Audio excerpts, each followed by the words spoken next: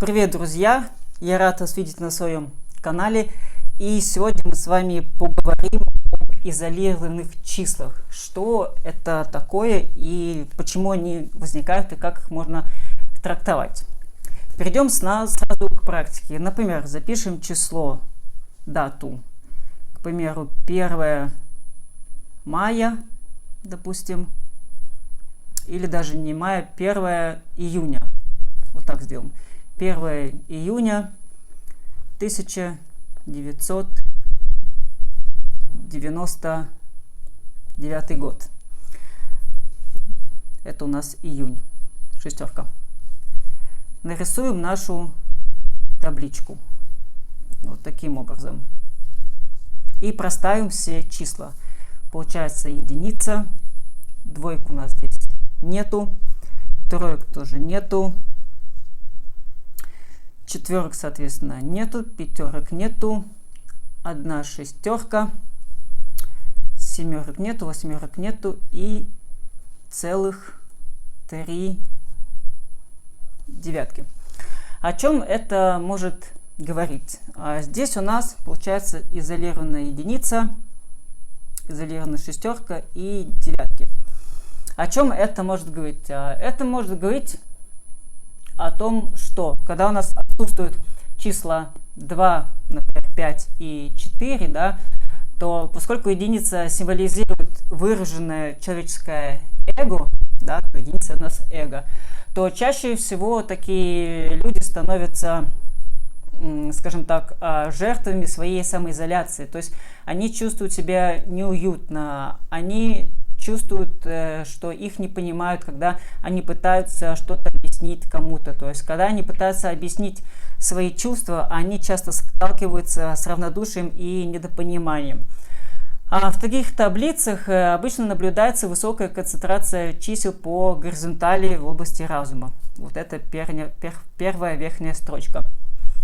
Вот. И если же густо заселена числами, оказывается, горизонталь разума, то человек его можно считать ленивым, ненадежным, потому что слишком много из того, что происходит у него в голове, не находит никакого практического воплощения. Поэтому человек часто обещает, но редко что-либо он делает. И оказывается, он как раз изолированный. Вот. Исправить такое положение в принципе легко. То есть достаточно окружить себя людьми, у которых присутствует, например, пятерка, семерка, восьмерка, вот, чтобы получить такое дополнение. То есть необходимо таким людям учиться проявлять любовь и сочувствие, более свободно выражать свои позитивные чувства, а не запирать их внутри. То есть если изолирована только единица, да, то полезно, например, развивать качества, представленные, например, двойкой, четверкой. Вот. Если, например, у нас изолированная тройка, да, в таблице, вот, отсутствует 2, 5, 6, вот, или, например, бывает несколько троек в левом верхнем углу, то это означает, что сильный умственный потенциал этого человека может быть растрачен впустую, потому что он никак не связан с горизонталью действия, и его энергия легко реализовывается на практике, точнее нелегко, то есть ему тяжело становится на практике. То есть проблема может стать особенно острой, если в изоляции оказывается несколько троек, поскольку в таком случае воображение может сыграть злую шутку и сбунтоваться. То есть человек начнет страдать либо паранойей, либо манией величия. Решение этой проблемы тоже довольно легкое, то есть достаточно окружить себя двойками и пятерками.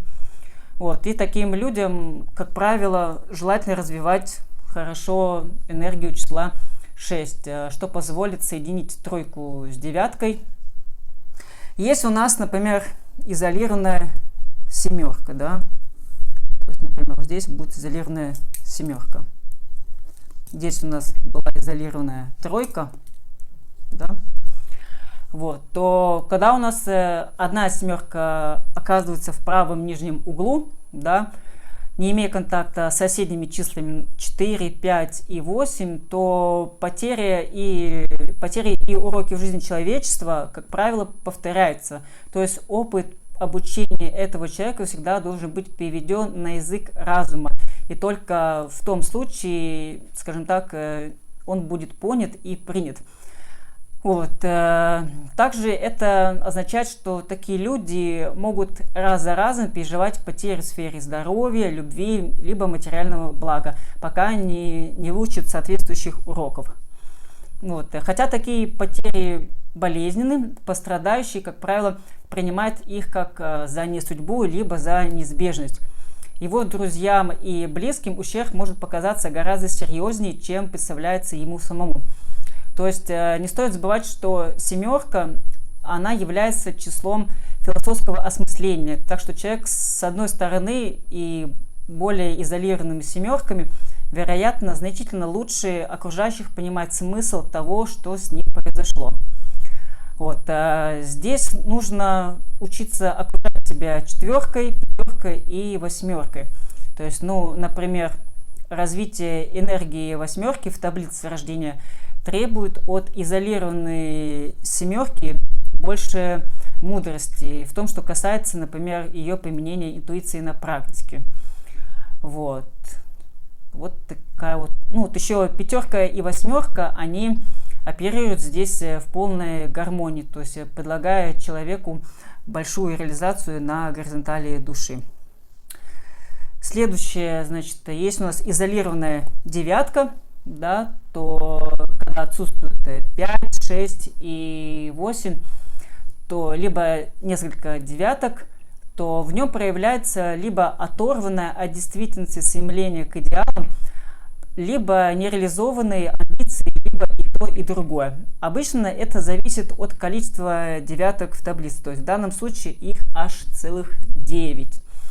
Вот. Также, если двойное число 9, оно указывает на непрактичность идеалистических устремлений индивидуума. И в случае 3 и более девяток комбинацию мы видим более сильные проявления. Вот. Рекомендуется человеку окружить себя пятеркой, восьмеркой. Вот. Если же семерка в таблице присутствует, то следует развить пятерку и восьмерку для более оптимального баланса между идеализмом и амбициями девяткой. Вот.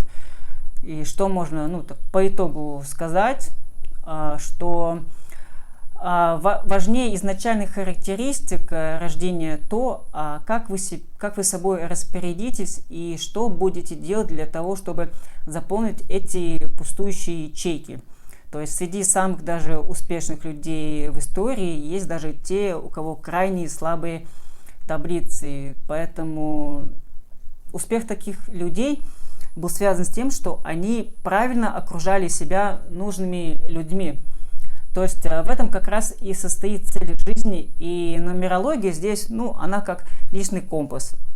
Поэтому, если это видео было интересно, если вы узнали что-то еще новое для себя, пишите свои комментарии и подписывайтесь на канал, мне будет приятно.